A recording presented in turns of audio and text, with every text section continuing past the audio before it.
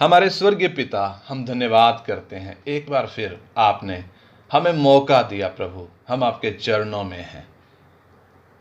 आपसे प्रार्थना करते हैं पिता, आपके वचन को आप हमें सिखाएं प्रभु, ताकि आपके वचन में हम खड़ा हो सकें, आपके वचन के अनुसार हमारा जीवन हो सके। प्रभु आप हमारी सहायता करें, वचन समझने के लिए मदद करें, पवित्र आत्मा हमें खोल कर दें, ताकि हमारा जीवन प्रभु आपके ग्रहण योग्य हो जाए और आपके चरणों में हमारा जीवन एक सुखदायक सुगंध बनकर आपको भाए। आपकी महिमा हो प्रभु, यीशु मसीह के नाम में मांगते हैं, आमीन आमीन। कल हम सीख रहे थे परमेश्वर के वचन से मनुष्य के पतन के कारण संपूर्ण मानव जाति पर क्या विपत्ति आई है, वो विषय हमने कल सीखा, जिसमें हमने कई बातें देखी, जिनमें जैसे इंसान का परमेश्वर के साथ जो संबंध था वो संबंध टूट गया, इंसान उस संबंध में बना नहीं रहा। और एक हमने ये भी देखा था कि परमेश्वर ने उसको निकाल दिया, अब वो अदन की वाटिका में नहीं रह सकता।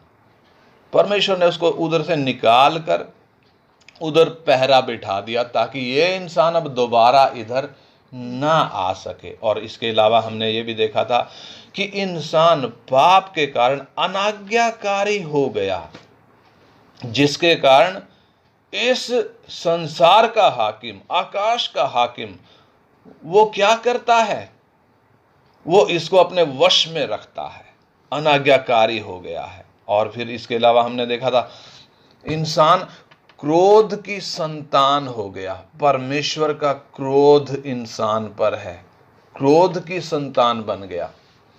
किस कारण? अपने मन के उस शरीर और मन की उन लालसाओं के कारण, जिसमें वो दिन बिताता है।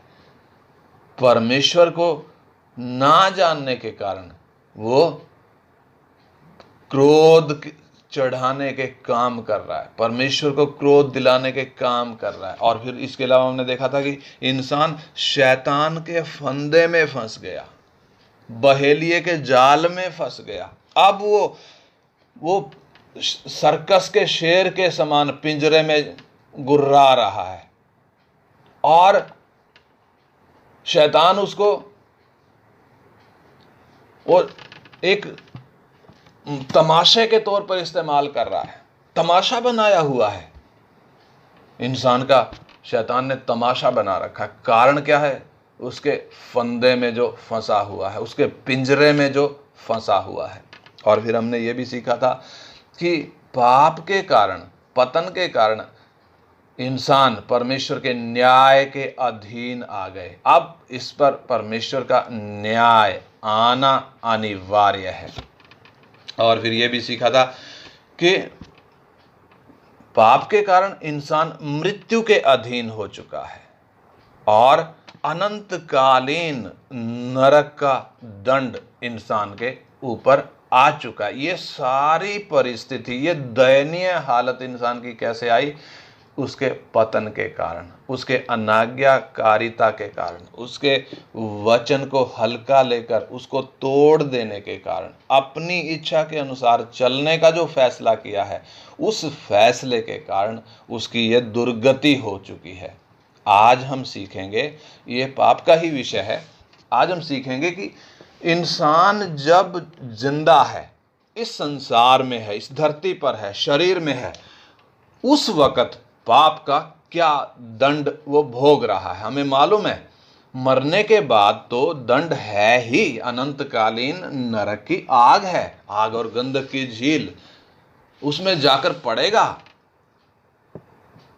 लेकिन जीते जी जब तक जिंदा है, जब तक शरीर में है, उस पर तब तक कौन सा दंड है, कौन सा दंड वो भुगत रहा है, क्या असर उसके जीवन पर हो रहा है, वो आज हम सीखेंगे। इस संसार में पाप का दंड क्या है, आज का विषय हमारा ये है, इस संसार में पाप का दंड क्या है।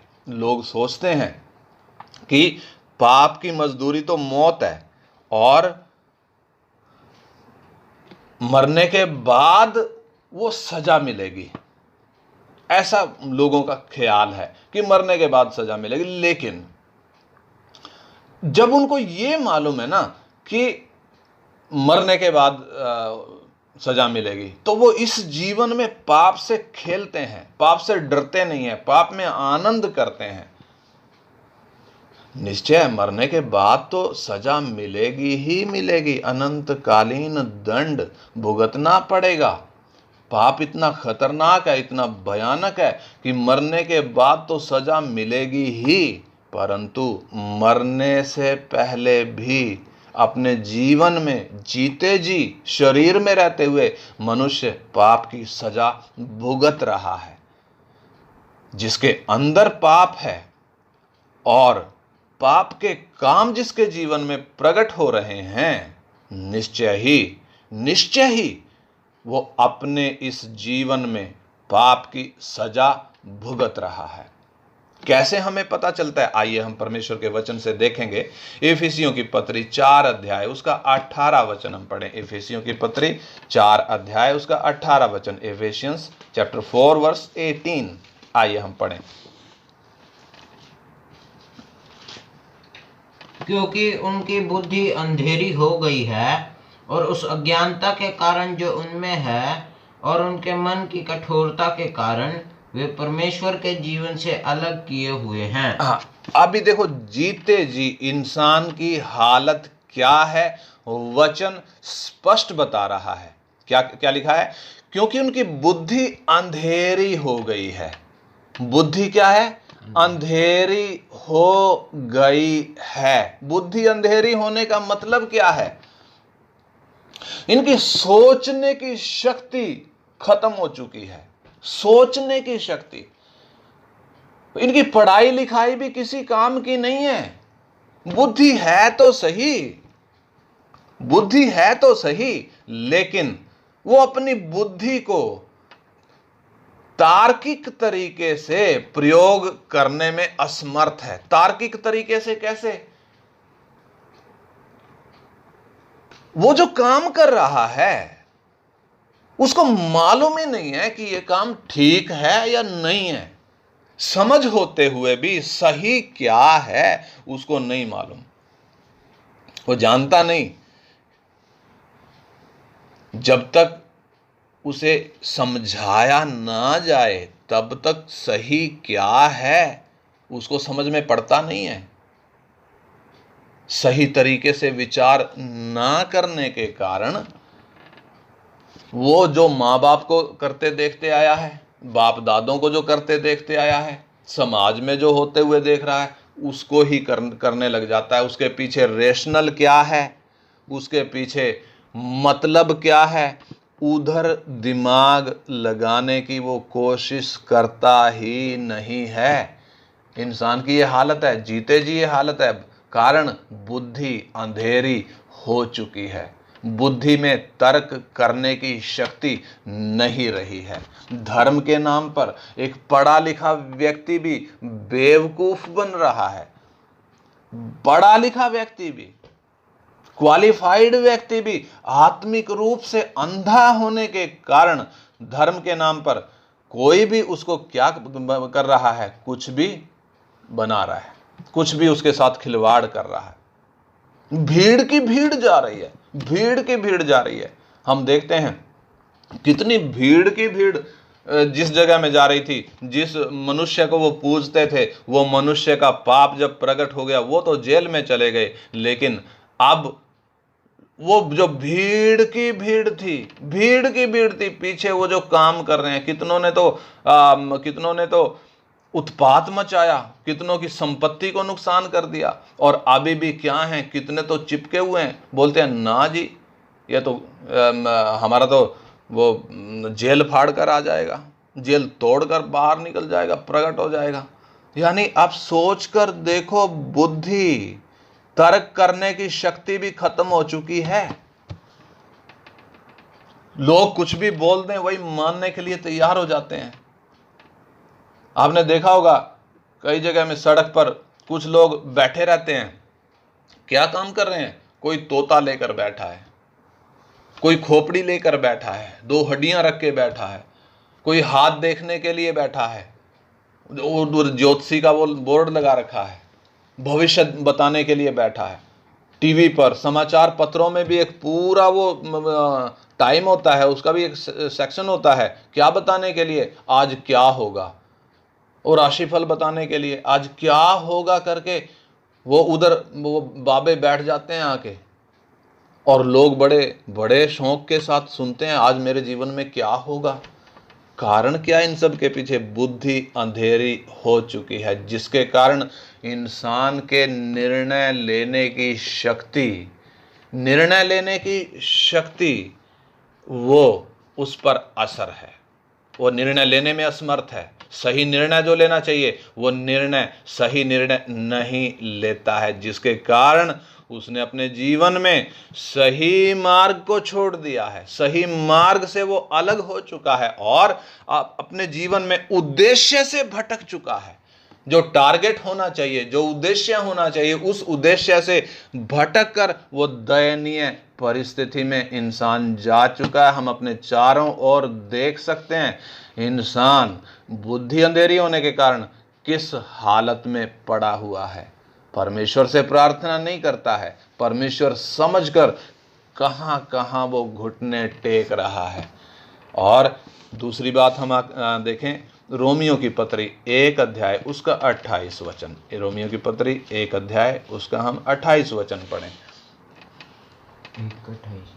128।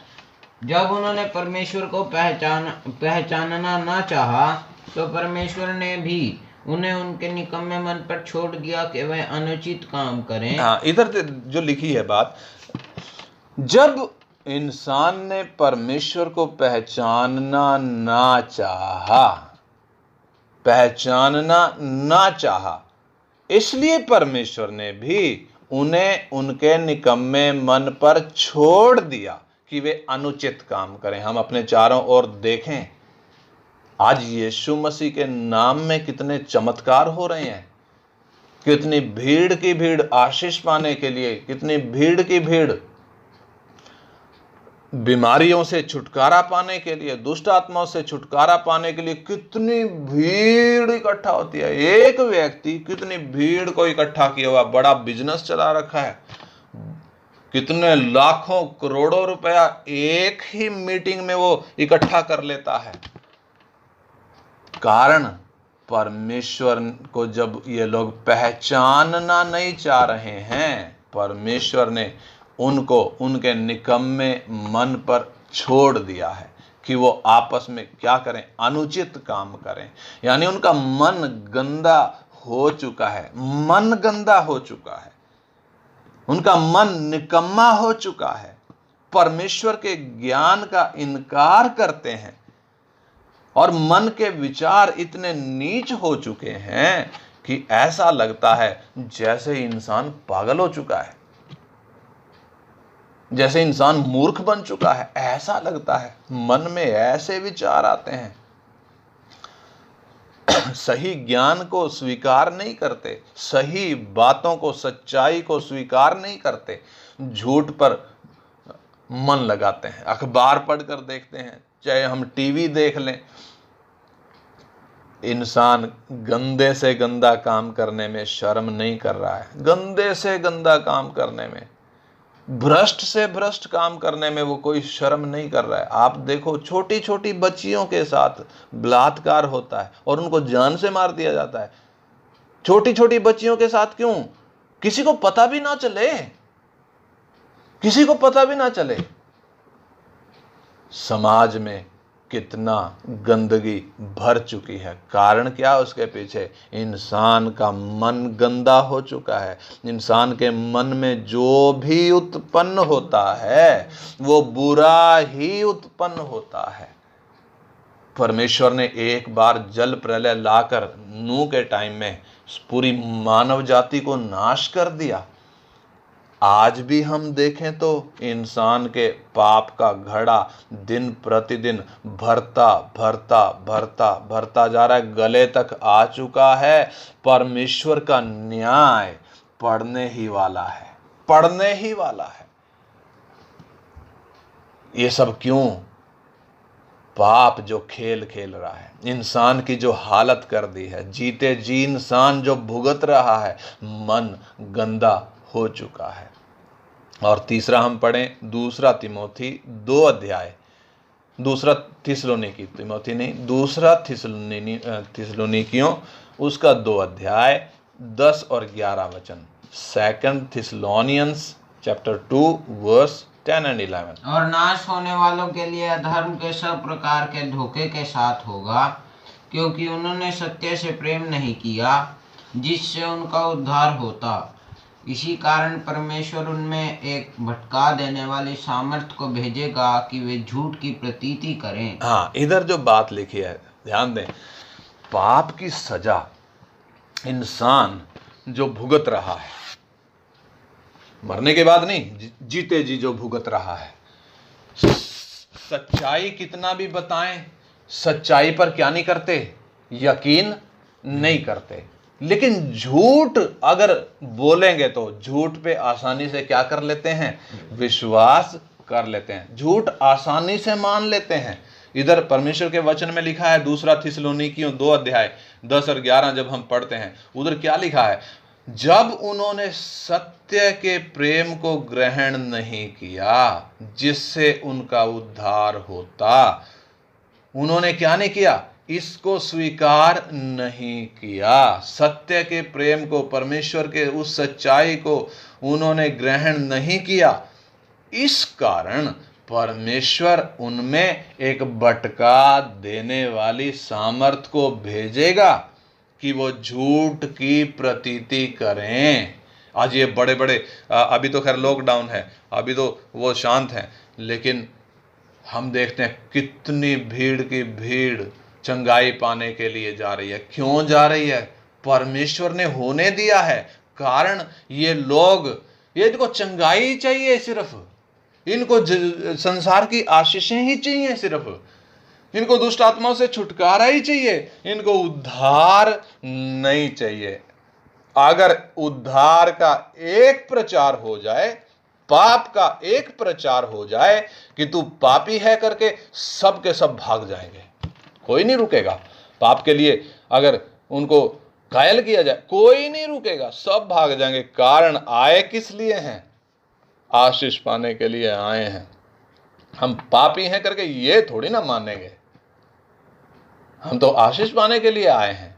इसलिए परमेश्वर ने, हम देखें भीड़ की भीड़ उधर जा रही है, इजाजत दी है, परमेश्वर ने ही अलाउ किया है, परमेश्वर ने ही होने दिया है, ताकि इंसान जो झूठ चाहिए जिसको, वो झूठ पर प्रतीति करे। जिसको सच्चाई नहीं चाहिए वो झूठ के पीछे जाए। पाप के कारण जब वो सच्चाई को स्वीकार नहीं कर रहा है, परमेश्वर ही है जो उनमें भटका देने वाली आत्मा को भेजता है। इधर वचन साफ कहता है, बहुत से सेवक, बहुत से विश्वासी इस धोखे में पड़े हुए हैं।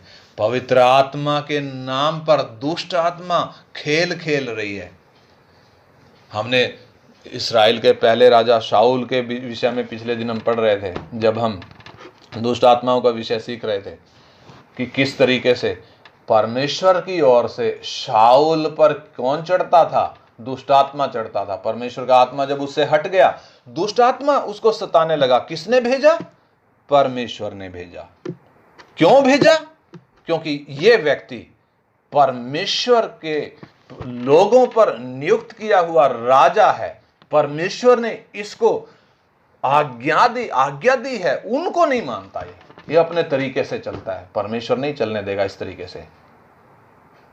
इसलिए दुष्ट आत्मा आकर उसको सताने लग गया। और शमूएल के टाइम, शमूएल व्यक्ति जब प्रभु का जो भविष्यवक्ता था, जब वो मर गया, तब ये शाऊल एक जादूगरनी औरत के पास गया। क्या करने के लिए? भावी पूछने के लिए।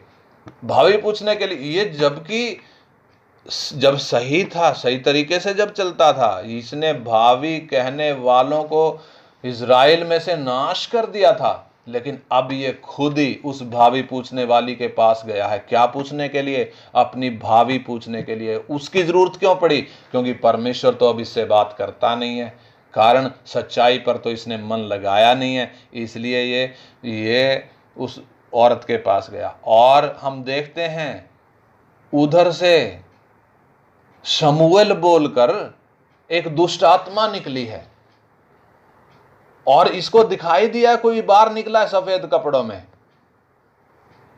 क्या बोलकर निकला है? ये शमूएल है, यानी इसने स्वीकार भी कर लिया। कारण क्या उसके पीछे? सच्चाई पर जब एक व्यक्ति मन नहीं लगाता, दुष्ट आत्मा परमेश्वर की तरफ से आकर क्या करेगी? बहकाएगी। भटका देने वाली सामर्थ कौन भेजेगा? परमेश्वर भेजेगा।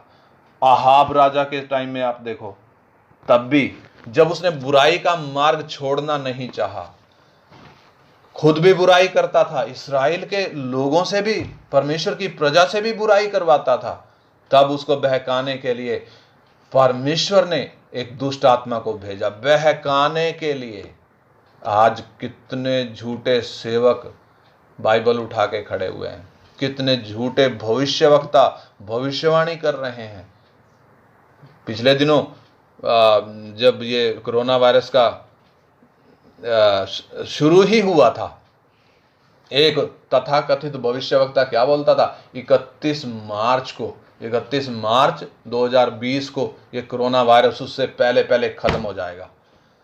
प्रभु ने मेरे को बोला है 31 मार्च से पहले पहले ये कोरोना खत्म हो जाएगा। 31 मार्च चला गया, अप्रैल मई जून जुलाई चला गया, अगस्त भी आधा निकल गया, कोरोना वायरस तो बढ़ता ही जा रहा है। कारण क्या है उसके पीछे? झूठे भविष्यवक्ता जो झूठी भविष्यवाणी करते हैं, उनके पीछे एक भटका देने वाली आत्मा उनको भटका रही है। कारण क्या है? सच्चाई को स्वीकार करने का इनका मन है ही नहीं। और इसके अलावा हम देखें रोमी 2 अध्याय का 5 वचन पढ़ें। रोमियों की पत्री 2 अध्याय उसका 5 वचन। Romans 2 verse 5। पर तू अपनी कठोरता और हठीले मन के कारण उसके क्रोध के दिन के लिए, जिसमें परमेश्वर का सच्चा न्याय प्रकट होगा, अपने लिए क्रोध कमा रहा है। हाँ, इंसान अपने लिए क्या कमा रहा है? क्रोध कमा रहा है। कैसे? अपने मन की कठोरता के कारण, हठीले मन के कारण, परमेश्वर के क्रोध के दिन के लिए, जिसमें परमेश्वर का सच्चा न्याय प्रकट होगा, इंसान अपने लिए क्रोध कमा रहा है। जीवते जी वो क्रोध कमा रहा है। मन इतना हठीला हो चुका है, इतना कठोर हो चुका है कि मिलावट करने में उसको कोई शर्म नहीं है, बेईमानी करने में वो डरता नहीं है, धोखाधड़ी करता है, कत्ल करते हुए कोई उसको दिक्कत नहीं होती, चोरी करते हुए पीछे नहीं देखता है, व्यभिचार करते हुए, भ्रष्टाचार करते हुए, बलात्कार करते हुए उनको कोई डर लगता नहीं है। कारण मन कठोर हो चुका है, मन कठोर हो चुका है, इसलिए पश्चाताप नहीं करते। हम देखते हैं जब मिस्र से इस्राएल को परमेश्वर निकाल रहा था, फिरौन ने अपना मन कठोर कर लिया, और जब उसने अपने मन को नम्र करना नहीं चाहा, परमेश्वर ने मौका दिया, जब उसने नम्र होना नहीं चाहा, परमेश्वर ने भारी विपत्तियां डालकर मिस्र को कैसे बर्बाद किया, हम परमेश्वर के वचन में पढ़ते हैं, सीखते हैं। यानी एक व्यक्ति जब सत्य को पहचानना नहीं चाहता, एक व्यक्ति को बार बार मौका मिलने पर भी अपने मन को जब वो नम्र नहीं करता, कठोर ही करता जाता है, परमेश्वर उस पर अपना न्याय प्रकट करेगा। परमेश्वर अपने दिन में उस पर क्या करेगा? न्याय प्रकट करेगा। आज हम देखते हैं स्कूलों में, चर्चों में, मस्जिद में, बाजार में आतंकवादी आकर गोली चला देते हैं। अभी अमेरिका में फिर पिछले दिनों हुआ, नाइट क्लब में जाते हैं, गोली चलाते हैं, सड़क पर चलते हुओं पर गाड़ी चढ़ा देते हैं। हे इंसान, तुझे क्या हो गया है? मन इतना कठोर हो चुका है। परमेश्वर के दिन के लिए वो अपने लिए क्रोध कमा रहा है। और इसके अलावा हम देखते हैं यशाया 33 अध्याय का 14 वचन हम पढ़ें। यशाया 33 अध्याय उसका 14 वचन, 33 अध्याय का 14 वचन, यशाया 33:14। सिय्योन के पापी थरथरा गए हैं, भक्तिहीनों को कपकपी लगी है। हम में से कौन प्रचंड आग में रह सकता? हम में से कौन इस आग में बना रह सकता है जो कभी ना बुझेगी? हाँ, इधर लिखा सिय्योन के पापी थरथरा गए हैं। सिय्योन के पापी कौन? भक्तिहीनों को कंपकंपी लगी है। इन भक्तिहीनों को कंपकंपी क्यों लग गई? सिय्योन के पापी कौन है? सिय्योन के पापियों का मतलब कलीसिया में पापी घुसे हुए हैं। कलीसिया में कौन घुसे हुए हैं? पापी घुसे हुए हैं। पाप अंदर है, उनके अंदर पाप घुसा हुआ है और ये कलीसिया में आए हैं, भेष बदल कर आए हुए हैं। ये वचन से इनको कोई मतलब नहीं, उद्धार से इनको कोई मतलब नहीं, पवित्र आत्मा से इनको कोई मतलब नहीं। ये क्यों घुस आए हैं? औरों के लिए भी ये क्या बनना चाहते हैं? ठोकर का कारण बनना चाहते हैं। सही विश्वासी भी कंफ्यूजन में पड़ा है। क्या सोचता है? बोलता ये अगर ये ऐसा कर सकता है तो फिर तो मैं भी कर सकता हूँ। शैतान की बड़ी चालाकी, बड़ी धोखेबाजी है। कलीसिया में पापी घुसे हुए हैं। पाप अंदर है तो विवेक भी दोष देता है। परमेश्वर के सामने आने का उस व्यक्ति को साहस नहीं होता। पाप को छिपाने के लिए अच्छे अच्छे काम करने की कोशिश करते हैं। जब विश्वासी की यह हालत है तो अन्य जातियों की क्या हालत होती होगी? इसलिए भीड़ की भीड़ गंगा में डुबकी लगा रही है। क्यों लगा रही है? क्या सोचते हैं? पापी हूं, इधर मेरे पाप धुल जाएंगे। यानी मान रहा है मैं पापी हूं।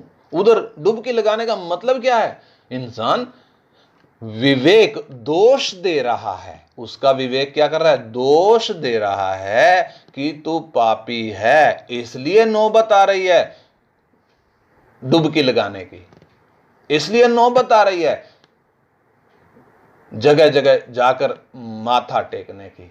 किसी न किसी तरीके से क्या हट जाए, ये पाप हट जाए। इसलिए पापी जब है, विवेक दोष दे रहा है।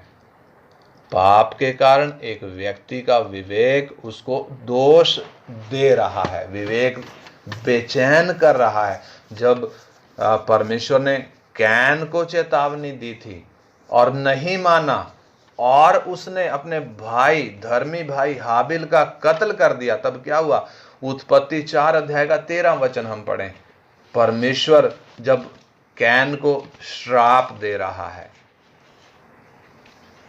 उत्पत्ति 4 का 13। तब कैन ने यहोवा से कहा, मेरा दंड सहने से बाहर है।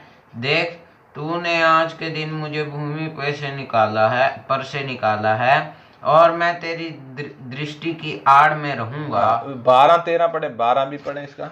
चाहे तू भूमि पर खेती करे तो भी उसकी पूरी उपज फिर तुझे ना मिलेगी। हाँ, परमेश्वर कैन को क्या कह रहा है? चाहे तू खेती करे तो भी उसकी पूरी उपज तुझे फिर ना मिलेगी और तू पृथ्वी पर भटकने वाला और भगोड़ा होगा। हाँ, तब कैन ने यहोवा से कहा, मेरा दंड सहने से बाहर है। हाँ, देखो कैन क्या कह रहा है? मेरा दंड सहने से बाहर है। देख, बस मेरा दंड सहने से बाहर है, यानी विवेक उसको दोष देने लगा है कि मेरा दंड अब सहने से बाहर है, अब नींद नहीं आएगी। कितनों को हम देखते हैं, पैसा तो बहुत कमा लिया, हेरा फेरी करके, चोरी करके, टैक्स चुरा के, गड़बड़ घोटाले करके पैसा तो बहुत कमा लिया, लेकिन अब नींद नहीं आती है। अब नींद को कहां से खरीद के लाएं? नींद क्यों नहीं आती है? इसलिए कि दंड सहने के बाहर है। हम देखते हैं यहूदा इस्करियोती ने यीशु मसीह को पकड़वा दिया और बाद में जब उसको एहसास हुआ, जब उसे पकड़ कर ले गए, तब वो क्या बोलता है कि मैंने निर्दोष को पकड़वा कर पाप किया है।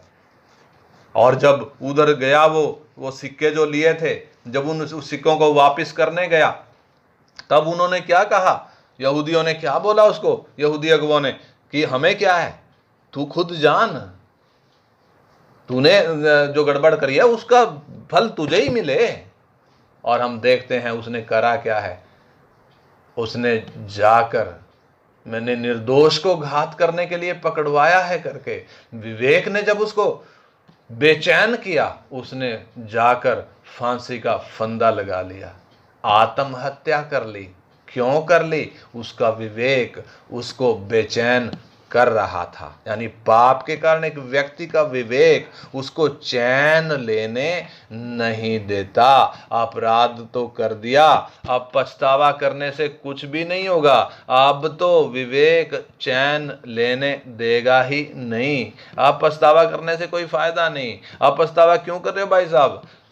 क्योंकि दंड सहने के बाहर है। इसलिए रात में नींद नहीं आएगी, नींद भी गायब हो जाएगी, कारण दंड सहने के बाहर है। विवेक क्या दे रहा है? दोष दे रहा है। इंसान की नींद उड़ चुकी है, इंसान जगह जगह भटक रहा है, कारण विवेक दोष दे रहा है। यानी पाप ने जीते जी इंसान की हालत क्या कर दी? उसको उसका विवेक उसको दोष देता है। और इसके अलावा रोमी 1 का 26-27 भी पढ़े। रोमियो की पत्री 1 अध्याय का 26 और 27 वचन हम पढ़ें। Romans chapter 1 verse 26 and 27। इसलिए परमेश्वर ने उन्हें नीच कामनाओं के वश में छोड़ दिया, यहाँ तक कि उनके स्त्रियों ने भी स्वाभाविक व्यवहार को जो उससे जो स्वभाव के विरुद्ध है बदल डाला। वैसे ही पुरुष भी स्त्रियों के साथ स्वाभाविक व्यवहार छोड़कर आपस में कामातुर होकर जलने लगे, और पुरुषों ने पुरुषों के साथ निर्लज काम करके अपने भ्रम का ठीक फल पाया। यहाँ जो वचन लिखा है, ध्यान से आप पढ़ें क्या लिखा है। इसलिए परमेश्वर ने उन्हें नीच कामनाओं के वश में छोड़ दिया। क्यों छोड़ दिया? क्योंकि उन्होंने सत्य को पहचानना नहीं चाहा, सत्य पर मन लगाना नहीं चाहा। इसलिए परमेश्वर ने उन्हें नीच कामनाओं के वश में छोड़ दिया। यहां तक कि उनकी स्त्रियों ने भी स्वाभाविक व्यवहार छोड़कर जो बातें स्वभाव के विरुद्ध हैं वो अपना ली। पुरुषों ने भी स्त्रियों के साथ स्वाभाविक व्यवहार छोड़कर आपस में कामातुर होकर जलने लगे, और पुरुषों ने पुरुषों के साथ निर्लज काम करके अपने भ्रम का ठीक फल पाया। इसका मतलब क्या है? ये नीच कामनाओं के वश में इंसान जा चुका है। ये नीच कामना ही है जिसके कारण कई देशों की सरकारों ने LGBTQ को क्या दे दिया है? मान्यता दे दी। LGBTQ क्या है? आपने सुना होगा LGBTQ। L से लेस्बियन, G से गे, B से बाइसेक्सुअल, T से ट्रांसजेंडर, Q से क्वियर। इनका मतलब क्या है? आप सोच कर देखें। लेस्बियन का मतलब एक औरत औरत के साथ शादी कर रही है, घर बसा रही है। किसके साथ? औरत औरत के साथ।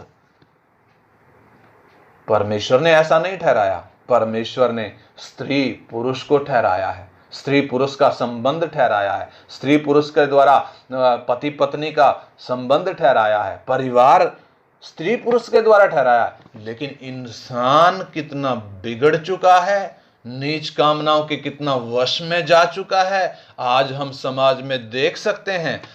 स्त्री स्त्री से शादी कर रही है, पुरुष पुरुष से शादी कर रहा है, गे जिसको कहते हैं, पुरुष पुरुष से शादी कर रहा है, पुरुष के साथ वो घर बसाने की कोशिश कर रहा है।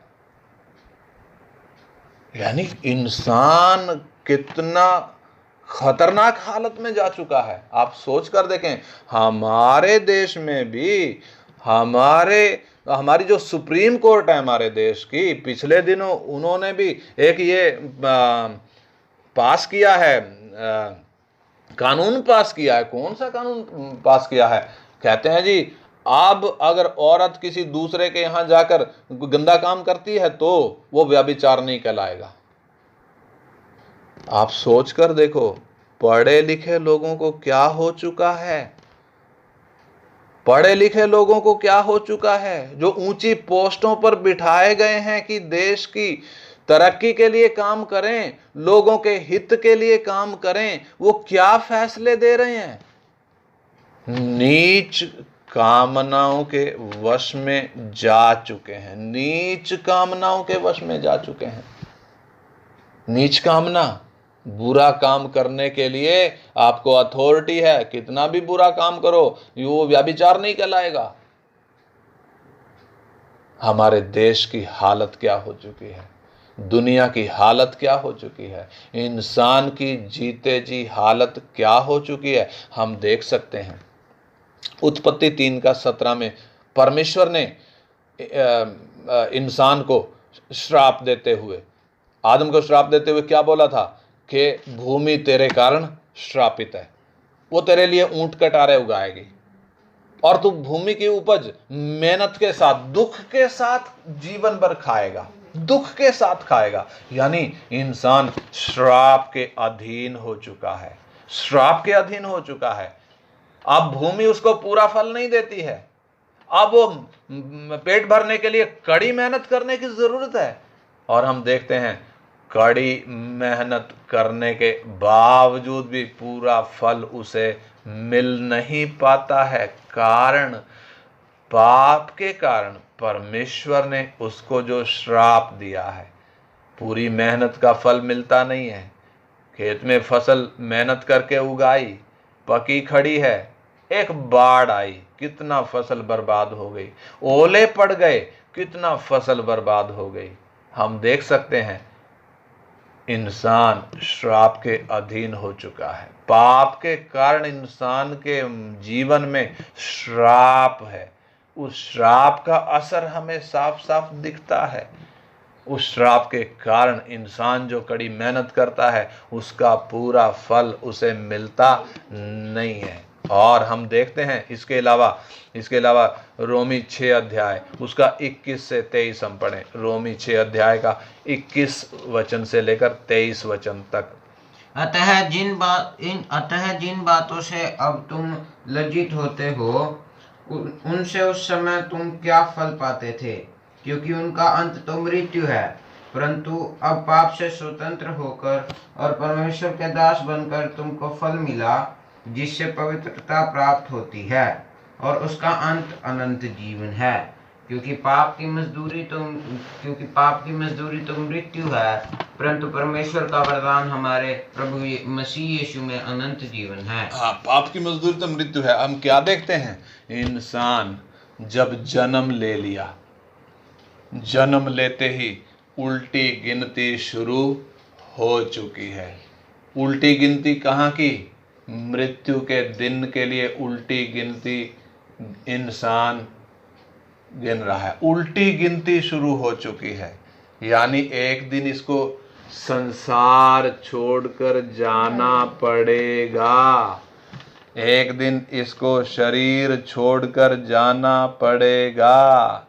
जिस शरीर के लिए मेहनत करता है, जिस शरीर को सजाने संवारने के लिए पूरा प्रयास करता है, औरों को अच्छा दिखने का कोशिश करता है, वो शरीर छोड़कर एक दिन जाना पड़ेगा।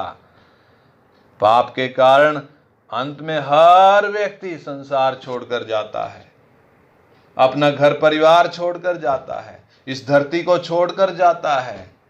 क्यों जाता है? मृत्यु के अधीन है। पाप के कारण मृत्यु की व्यवस्था इसके अंदर बसी हुई है। जिस शरीर से बहुत प्यार करता है वो शरीर छोड़कर जाना पड़ेगा। पाप का दंड जो इंसान जीते जी भुगत रहा है उसका अंत कहाँ हो रहा है? शरीर में मृत्यु के साथ उसका अंत हो रहा है। यही कारण है इंसान का शरीर हम देखें, इंसान की चमड़ी को हम देखें, कितना भी इसको सजाने संवारने से, कितना भी इसकी देखभाल करने से ये चमड़ी ढीली पड़ती जाती है। इंसान की चमड़ी ढीली पड़ती जाती है, हड्डियां कमजोर होती जाती हैं, इंसान की ताकत घटती चली जाती है, देखने की शक्ति, सुनने की शक्ति धीरे धीरे सब कमजोर होती जाती हैं। यानी जिस शरीर पर मन लगाकर सारी उम्र बिताई, यह शरीर एक दिन छोड़कर जाना पड़ेगा। यानी हम देखा हमने किस तरीके से इंसान जीते जी पाप का दंड भुगत रहा है। शरीर में रहते हुए उसको अपने पाप की सजा मिल रही है। मरने के बाद तो जो होगा वो तो होगा ही, वो तो परमेश्वर ने रखा हुआ है, वो तो सबको भुगतना पड़ेगा जिन्होंने पाप में जीवन बिताया और पाप में ही मर गए। लेकिन हम देखते हैं जीते जी बुद्धि अंधेरी हो चुकी है, सबसे पहली बात जो हमने सीखी। दूसरा, मन गंदा हो चुका है। तीसरा, झूठ पर विश्वास आसानी से करता है। चौथा, अपने लिए क्रोध कमा रहा है क्योंकि मन कठोर हो चुका है। और पांचवा, विवेक दोष देने लगा है। नींद नहीं आती है, दंड सहने के बाहर है और नीच कामनाओं के वश में हो गया है। स्त्री स्त्री के साथ शादी कर रही है, पुरुष पुरुष के साथ शादी कर रहा है। कोई इनको डर, शर्म, लिहाज कुछ भी नहीं रहा। सरकार ने भी मान्यता दे दी, हाँ भाई ठीक है, ये झंडा लेके घूमते हैं, हमें मान्यता दे दो, और सरकार ने मान्यता दे भी दी। इंसान किस हालत में जा चुका है, किस गर्त में गिर चुका है और श्राप के अधीन हो गया है। और फिर हमने देखा एक दिन शरीर छोड़कर, इस संसार को छोड़कर इंसान को जाना पड़ता है। जिस शरीर पर मन लगाता है वो शरीर धीरे धीरे कमजोर कमजोर कमजोर होता जाता है। इस प्रकार हमने देखा इंसान शरीर में रहते हुए पाप का जो फल भुगत रहा है, पाप का जो दंड भुगत रहा है। आइए हम प्रार्थना करें। परमेश्वर ने जब हमें पाप की गुलामी से आज़ाद कर दिया है, पाप की गुलामी से जब हमें आज़ाद कर दिया, आइए हम प्रार्थना करें परमेश्वर हमें एक एक दिन उस नई सृष्टि के अनुसार चलना सिखाए, नई बुद्धि के अनुसार हम प्रतिदिन चलें, ताकि हमारे जीवनों से परमेश्वर की महिमा हो। आइए हम प्रार्थना करें।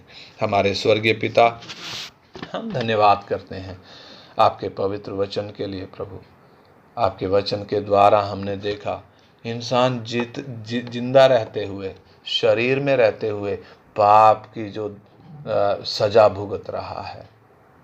प्रभु, हम धन्यवाद करते हैं प्रभु, आपने इस पाप की गुलामी से हमें आज़ाद कर दिया है। प्रभु, एक एक दिन आपके वचन के अनुसार चलने के लिए, आपके आत्मा के अधीन होकर चलने के लिए, और प्रभु इस पाप से दूर रहने के लिए हमारी सहायता कर, हमारी सहायता कर प्रभु, ताकि हम पाप में दोबारा ना जाएं, बल्कि पवित्रताई में जीवन बिताएं, अलगदाई में जीवन बिताएं, आपको प्रसन्न करने वाला जीवन जी सकें। प्रभु, धन्यवाद करते हैं पिता आपके इस पवित्र वचन के लिए। सब बातों को, अपने जीवनों को आपके हाथ में सौंपते हैं पिता। आपकी मर्जी हमारे जीवनों में पूरी हो, यीशु मसीह के पवित्र नाम में मांगते हैं, आमीन। आमीन।